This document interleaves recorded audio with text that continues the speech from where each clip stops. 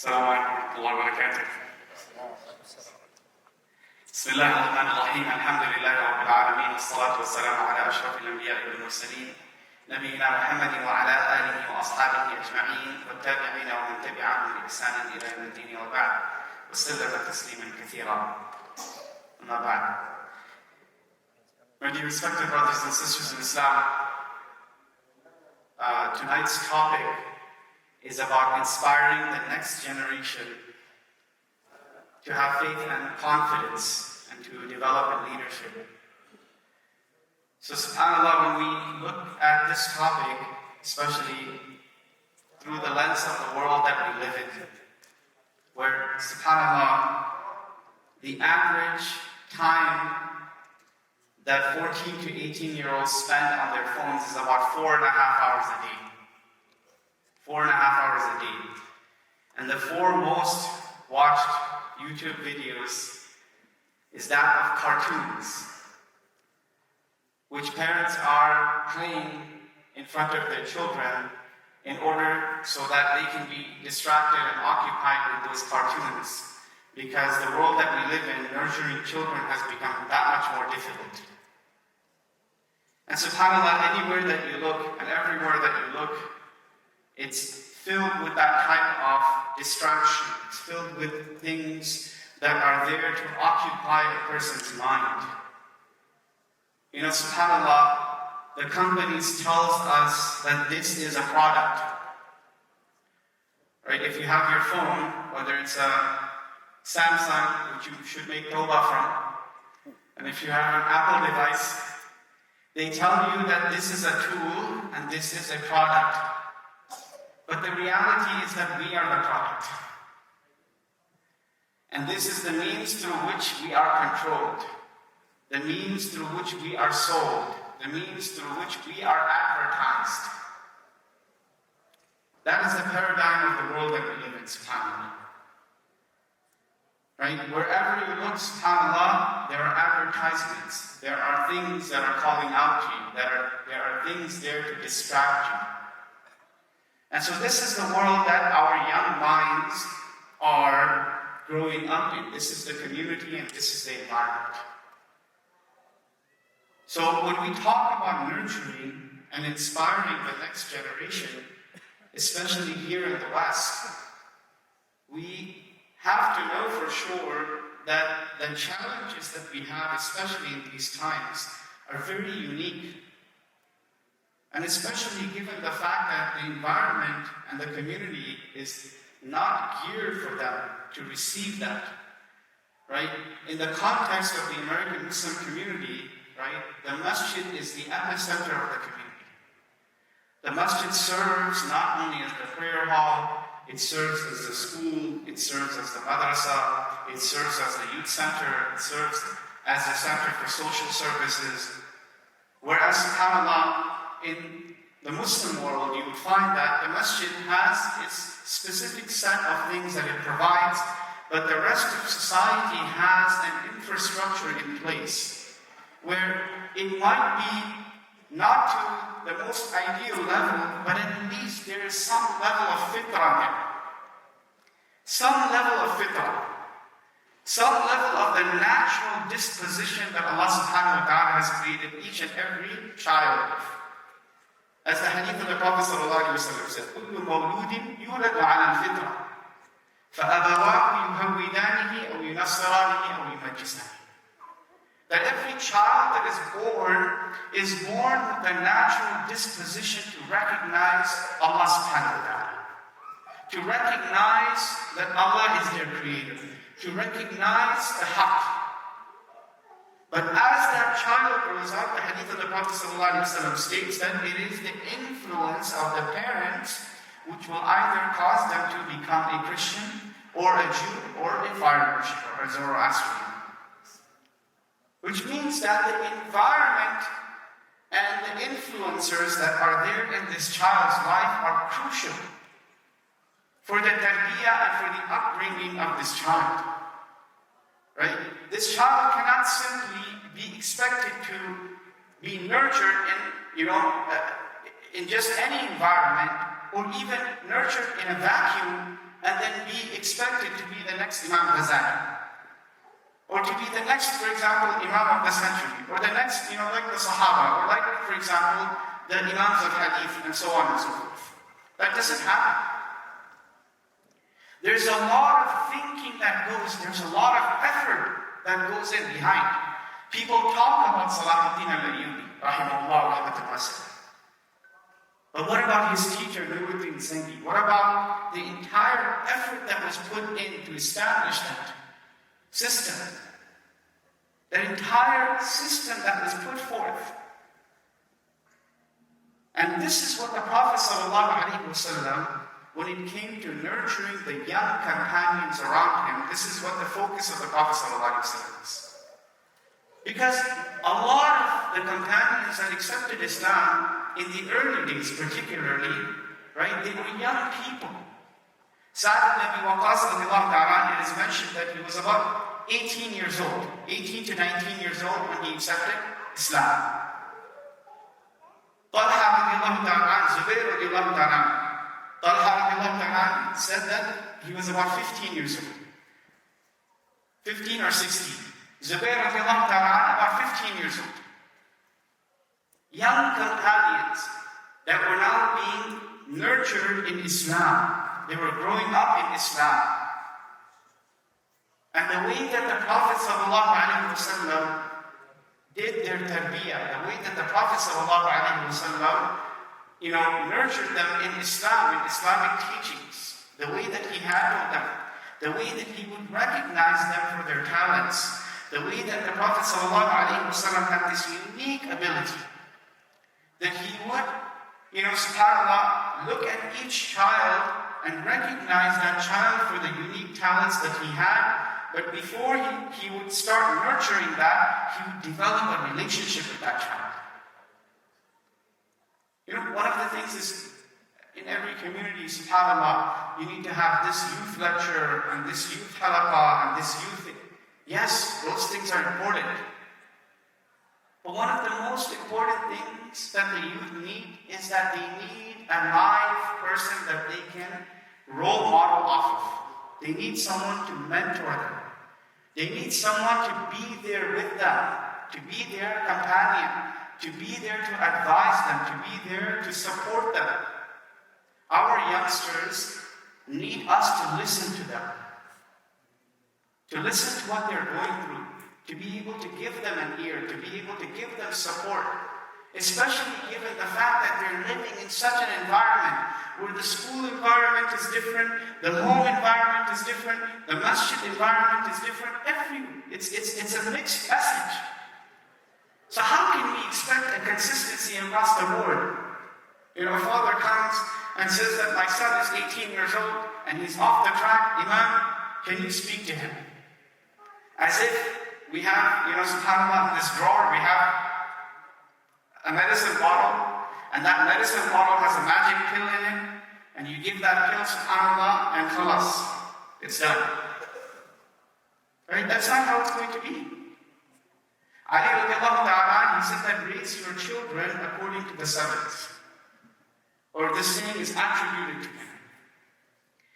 That the first 7 years, this is a time where a person is supposed to treat with their children with love and kindness, and show them mercy, and show them, the most amount of care. That's why, they're called caregivers. Parents are called caregivers. Right? So the first 7 years is not a time to expect things from children. Expect results, or expect that they will do this and that. No, this is the time to develop a bond and a relationship with them. The first 7 years. And it is to recognize, subhanAllah, the hidden talents that each and every child has. Every child is unique. Every child has strengths and weaknesses. But developing that relationship with them during that age and identifying what their hidden talents are, this is one of the things that the Prophet ﷺ did. With every young person, every young Sahabi. And that's why you find in the seerah of the Prophet ﷺ that the Prophet of Allah did not push every Sahabi to become a qari of the Qur'an. Did not push every Sahabi to become a alim, a scholar. Did not push every single person to do a certain thing or a certain path. But rather, the Prophet ﷺ nurtured each person individually. That's why, subhanAllah, you see that in the purpose of the hadith, that there are multiple occasions where a person comes and asks the Prophet ﷺ, Ya Rasulullah, what is the best action? And the Prophet's answer on this occasion will be different. And then another person comes and asks the same question, and the Prophet ﷺ's answer is different. Because the Prophet of Allah was answering based upon the individual. Because he recognized and he had the emotional intelligence to be able to take the time to recognize the person from where he was coming. Imagine, subhanAllah, a young person coming to the Prophet ﷺ. Ya Rasulullah, allow me to commit zina. Allow me to commit zina. This is something that, this is what it is. I can't live without it. Imagine if someone came and asked us that question. Our son or our daughter came and asked us that question. That I have too many desires. I'm not able to get married. Allow me to commit zina. How would we respond in today's times?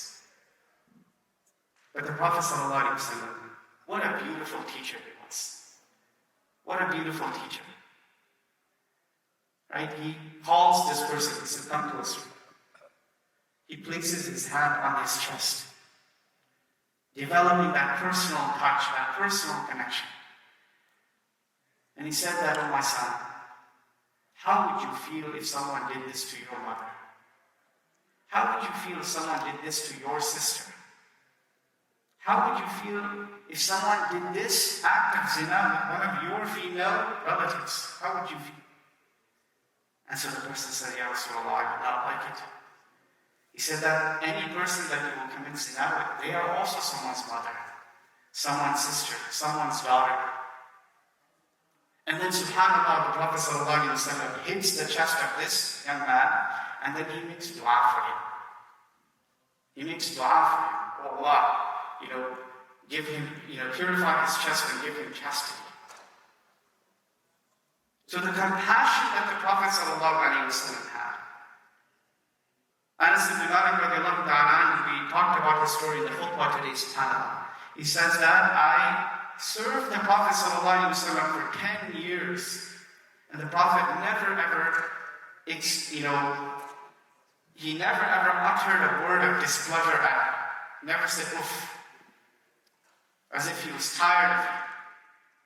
He never ever on any occasion criticized Anas ibn Malik for anything he was supposed to do and he hadn't done, or that which he wasn't supposed to do and he did that. And it's not like Anas ibn Malik is a young child, 6 years old, 8 years old, subhanAllah. The Prophet ﷺ will send him on a task, and on the way he will find a few friends, subhanAllah. He'll sit down with them and start playing games. After a little while, the Prophet ﷺ comes and he sees Anas playing there. He didn't hit him, he didn't scold him, he wasn't harsh with him. And subhanAllah, being harsh with a small child is actually a reflection of the inner turmoil that the adults themselves are facing. This is part of psychology. That if the actions of a small child who does not have the distinguishing ability between right and wrong is something that is irksome and bothersome and irritating to a person, then there is something wrong mentally, there's some issue that is going on, something that is creating that type of irritation, which is actually that the child is not the cause, but it is something else. And if that's the case, then it is the responsibility of the parents, of that parent, to go and make sure that they take care of that issue so that the irritation does not come out on that child. Because if you constantly do that, you will end up destroying this child. You will end up destroying the ability to create the bond that you're supposed to in the first 7 years. Right? Another example is a young companion by the name of Urwa ibn Ja'd. Young companion, very young boy. The Prophet ﷺ gives him a dinar, gold coin. And he says, go to the marketplace and buy a goat for me. Now, he was a young boy, but he was a hustler. He was a hustler, mashallah. He knew how to do business. He was like one of those people, who would sell you back your kidney and double the price.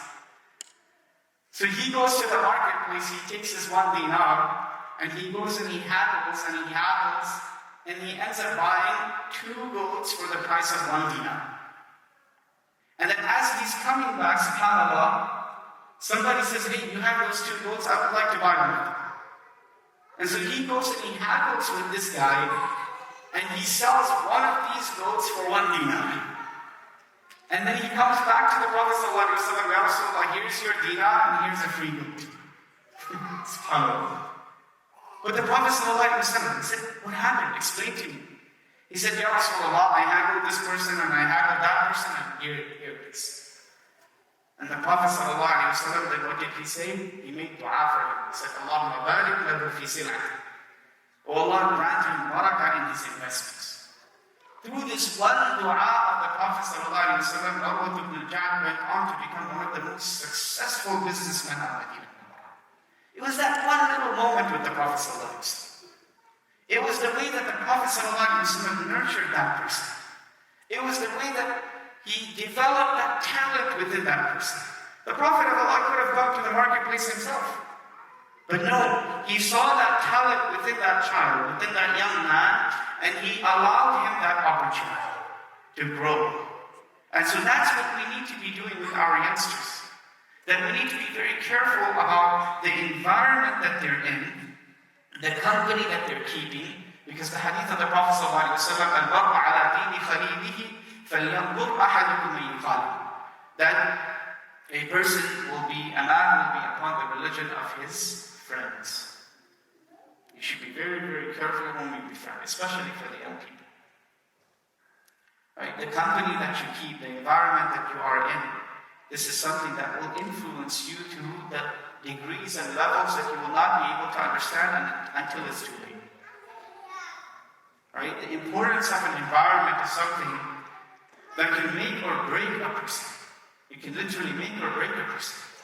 You take an ice cube, subhanAllah, right? The function of an ice cube inside of a glass is to make that water or that juice or that soda or whatever it is to make it cool and refreshing. And so if the ice cube is in the glass, that means it's in its perfect place. That means that it's in the right environment. You take that same ice cube and you throw it on the ground. What happens? It melts and creates a puddle, and perhaps maybe someone may trip on that puddle and injure and hurt themselves. This is the power of an environment. This is what it is. This is the difference. So that child who doesn't know any better, subhanAllah, you look at psychology studies and you look at, subhanAllah, how many things are out there on the internet. It used to be that the home was a private place. The bedroom was a private space. Now with these devices, the entire world has access to our daughters in the bedroom. This is the type of environment that we're living in. Right? SubhanAllah, the type of exposure that they have to haram things, illicit things, the type of exposure that children have. What type of environment are we living in? So making sure, first and foremost, as caregivers, that we're very, very careful about the environment that our children are being nurtured in, number one. Number two is that recognizing that talent that they have, that unique talent, recognizing and developing a relationship. Right? For example, Abdullah ibn Abbas, another young companion of the Prophet ﷺ, he recounts so many incidents. On one occasion, he says, he said that I was sitting behind the Prophet ﷺ on an animal. The Prophet ﷺ, imagine which president or prime minister or leader of a state or whatever the case is would actually, when they ride and they go somewhere, they're sitting in their transport or their limo or whatever the case is, they're sitting alone. But the Prophet ﷺ was a person that had that personal touch with the people, that had that personal touch with especially the young companions. That the Prophet ﷺ was not a person that was constantly harsh and hard-hearted and cruel, but rather he was the opposite of that. Any child would grab the hand of the Prophet ﷺ, and the Prophet of Allah would just go with them. The Prophet of Allah would play with them, and the Prophet of Allah would show them love and kindness and mercy and compassion. And every person that the Prophet ﷺ that came across the Prophet ﷺ thought to themselves that the Prophet of Allah loves me the most. The Prophet of Allah loves me the most. So once the homework is done in the first 7 years, then the next 7 years, 7 to 14, this is the time to give them ta'aleem, to educate them, because their minds are like sponges now. They absorb information. They, subhanAllah, process and develop. Their minds are developing at such a rapid rate during this age, during this time period. This is the time to educate them. This is the time to, mashallah, go out of the way to expose them to as much as possible, subhanAllah. This is the time where everything that needs to be taught, everything that needs to be learned by this child, this is the period from 7 to 14, right? And then, subhanAllah, if we have done our job and our duty in this second 7 years, the third 7 years is 14 to 21. This is the time to mentor them. This is the time to become, a companion for them in the state, in a condition where you are there to support them, to hear them out, to be their mentor, to be a person who they can depend on, that they can come and listen to, that they can relate their problems to. Most of the times, children in this age, right, they're growing up, they're facing peer pressure. They're facing, the opinion of their friends are more important to them than the opinions of their parents. Right? And the reason for this is that the homework has not been done for the first 14 years. If it was done, subhanAllah, then at that time, they would recognize and understand that my parents are the ones that love me the most. Right? They care for me the most. Right? Friends can make claims. You can have best friends and you can have close-knit friends. But the true test is when you are in a problem, when you are in difficulty, who is there to support you? Who is going to love you? Who is going to care for you? Who is going to support you?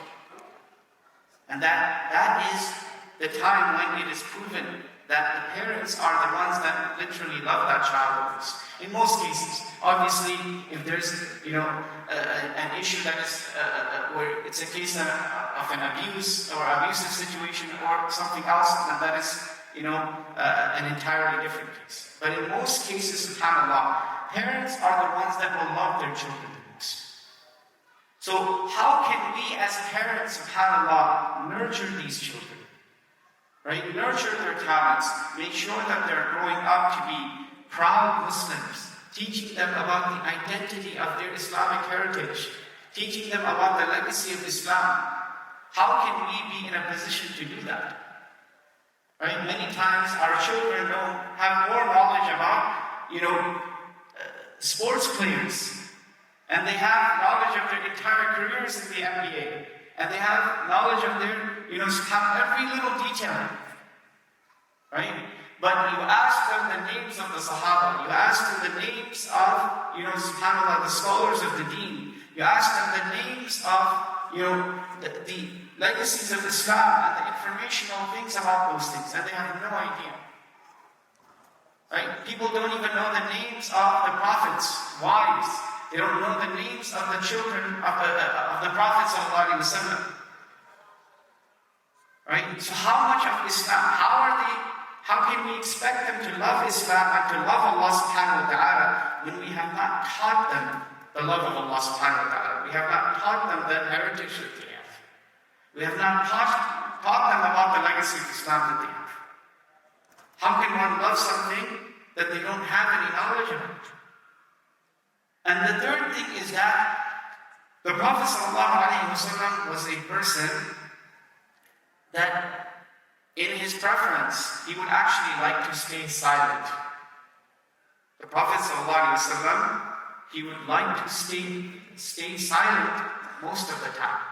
The Prophet of Allah would, whatever behavior he wanted modeled, the Prophet ﷺ would act upon that behavior himself, and he would become a role model for that person. We can't expect, subhanAllah, that we want our children to pray. We want our children to have an attachment to the Qur'an. We want our children to have an attachment to the masjid.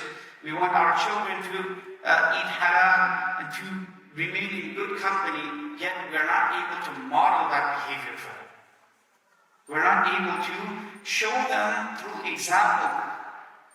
When it comes to showing good akhlaq, when it comes to showing good character, when it comes to showing compassion, when it comes to dealing with difficult situations, when it comes to controlling our anger, for example, right? What model and what behavior are we showing? This is a question we have to ask ourselves. If we want to inspire them, if we want to motivate them, right? It's not through the stick. Right? Metaphorically speaking, obviously, physically, definitely. But metaphorically even, you cannot force someone to do something. You can force them to pray, or you can force them to do something, but guess what? When you're not there, or behind your back, they're going to do whatever they want. You're telling your child to pray and forcing them to pray, but you haven't taught them the value of the prayer. Why should I pray? Right? Why should I achieve? What does my prayer gain for me? If I come to the masjid, if I have good friends, if I have good qualities that I inculcate, if I fast, if I do this and if I do that, what is the reward behind it? What is the motivation behind it? Right? Many times, subhanAllah, people come to the masjid and they're praying for years and years and years. And they do not know the meaning of their prayer. They do not know that when they are praying, what they're saying. What is the meaning of what they're saying? Nobody, sometimes you ask a person that what is the meaning of for example, the surah of the Qur'an that you've been reciting for 10 years, a small surah of the Qur'an. What is the meaning of this surah? How do you connect with it? How do you connect with the book of Allah subhanahu wa ta'ala? Right? So whatever, sometimes the type of environment that is fostered in the masjid sometimes, it is something that becomes very difficult to swallow, especially for the young people. Right? But when they have the space, when they are nurtured, when they are given a good amount of companionship and mentorship, this is inshallah when a child will grow. I still remember, subhanAllah, this is years ago, maybe 10 years ago. When I first started more than 10 years ago, subhanAllah, my first job as an imam, one of my best friends till now, before I joined, his father, rahimahullah, had just passed. And I remember him telling me that, one of the beautiful practices I had with my father was that every single morning he would get us up for Fajr and we would go for Fajr. No matter what. Until today, subhanAllah, he gets up for Fajr and he takes his son out because that's what my father did for me. What a beautiful memory to have. And what a beautiful way to teach. He said that my father never ever hit us. He never yelled at us. But the expectation was there that in the morning he would be waiting to take us to the Salat al-Fajr. What a beautiful thing, subhanAllah. So, understanding the challenges that our youth face, understanding the challenges of the next generation, understanding the challenges of the generations to come, and developing a vision, a long-term vision that will be able to develop and cultivate the environment and the community and the resources that we have. This is something that is a big mission for all of us as parents, as nurturers, as caregivers. We need to really think about this. We need to really come together and be able to put our minds together.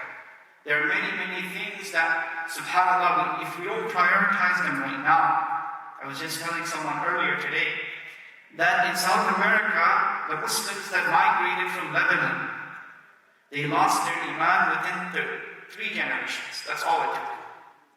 3 generations, they completely lost their Islam. A person's name is Muhammad, Abu Bakr, Fatima. You ask them, are you a Muslim? No, my grandfather was a Muslim. Right? I used to see him pray and I used to see him reading the Qur'an, but I'm not a Muslim. So thinking outside of the box, right? Discussing the unique challenges that are present in our community, in our society, this is something that is absolutely crucial. Right? It can't be that, subhanAllah, just bring them to the masjid and then that's it. No, in the masjid, what is the environment that is being created? Right? How are they being welcomed? And for the youth as well, I say this, come as you are, don't stay as you are. Come as you are, don't stay as you are. It shouldn't be that for 10 years, this young person is coming to the masjid and they have no adab, they have no respect, they have no etiquette, they don't know how to treat the house of Allah, they're running, shouting, screaming, destroying the masjid property. No, that shouldn't be it. There should be a system of tarbiyah, there should be a system of education, there should be a system of nurturing. And the nurturing can take place through good akhlaq, good character. Right? No matter what a child does in the masjid, subhanAllah, it can never be as bad as a person walking into the masjid and urinating in the masjid. Right? SubhanAllah, a person walks into the masjid of the Prophet ﷺ and they start urinating. This person was from the Badiyah. He had no idea. And so the Sahaba, they're jumping, they're about to, SubhanAllah, beat him up. And what did the Prophet ﷺ say? Let him finish. Let him finish. And then after he's finished, he tells the Sahaba, pour water over that urine. It will get rid of it, it will clean it. And then he calls this person. And he sits him down. And he explains to him that the masjid is the house of Allah. This is for the establishment of the prayer. This is for the establishment of the ibadah and the worship of Allah subhanahu wa ta'ala. This is not the place where a person relieves themselves. And this person says, Wallahi, I never met a teacher like the Prophet ﷺ. I never met a teacher like him, who was more kind, more loving, more compassionate. Right? What child will come and urinate in the masjid? Right? When does that ever happen? How much of shafaqah, how much of welcoming, how much of that spirit do we have? We expect the children to be here, we expect the young generation to be here, but how much truly have we done? And the thing is that we have to understand that the dynamic here, as I mentioned, the dynamic in the American Muslim community of the masjid is vastly different from the masjid back home. It's very, very different. Back home you have other, secondary and tertiary institutions and infrastructure that will take care of the tarbiyah. SubhanAllah, the saying that the village raises the child, it's really true back home. If you did something wrong, by the time you reached home, your father would already know. And he'd be waiting with a stick that you did this. Because the news will have spread that you did this, and so, the shopkeeper would do your tarbiyah, the person walking on the street would do your tarbiyah, your aunts and your uncles would do the tarbiyah. Everybody was there to do that tarbiyah. In America, subhanAllah, living here in the West, you're isolated. You don't have that support. You don't have that community support sometimes. You don't have that familial support. You don't have it. And so the challenge becomes even more. Especially, subhanAllah, in households where both the husband and the wife, the mother and the father have to work. It becomes such a challenging job. So thinking outside the box on how the masjid space itself can become welcoming to the young people, and it can become a source of inspiration. Right? It can become a place where the youth will love to come and they will love to spend their time, even if it's not doing ibadah. Imagine having, mashallah, this beautiful library. Imagine if all of the university students came to study and do all of their homework in the library because they're in the masjid space now. Just an idea, right? Imagine if for every occasion, there are people, subhanAllah, MashaAllah. Students of knowledge, we used to say that when we were going through difficulty in our lives, we used to literally sneak into the masjid after hours just so that we could spend some time in the house of Allah, because that's where we found peace and tranquility. Imagine if a young person thought of it like that. So my dear respected brothers and sisters in Islam, may Allah subhanahu wa ta'ala give all of us the tawfiq and the ability that we're able to think outside the box. The challenges that we have in front of us, they are intergenerational challenges. They're not simply challenges that we have, within the span of 3 to 5 years. These are intergenerational challenges. The society and the community and the values of this society, everything is changing. Technology is developing. Everything is, rapidly changing. So we have to equip ourselves with the tool to keep up with the challenges. We have to have a framework that we follow, that we make that framework a standard operating procedure for our own lives. And everything falls around that framework. This is what the need of the hour is. And what is that framework for us as Muslims? It is the Qur'an and the Sunnah and the Seerah of the Prophet ﷺ. The Seerah of the Prophet ﷺ is our framework. Inshallah, once we explore and once we dive into that Seerah, once we dive into the Seerah, not just to listen to the stories of the Prophet, but to literally imbibe the Prophet, make his example the example of our lives, his lifestyle, the lifestyle of our lives. When we learn the Seerah, when we educate ourselves regarding the Seerah with this type of intention, inshallah, Allah subhanahu wa ta'ala will put the barakah of that into our lives. We ask Allah subhanahu wa ta'ala for all the tawfiq and the ability. Ameen ya Rabbal Alameen. أقول قولي هذا أستغفر الله لي ولكم ولسائر المسلمين فاستغفروه إنه هو الغفور.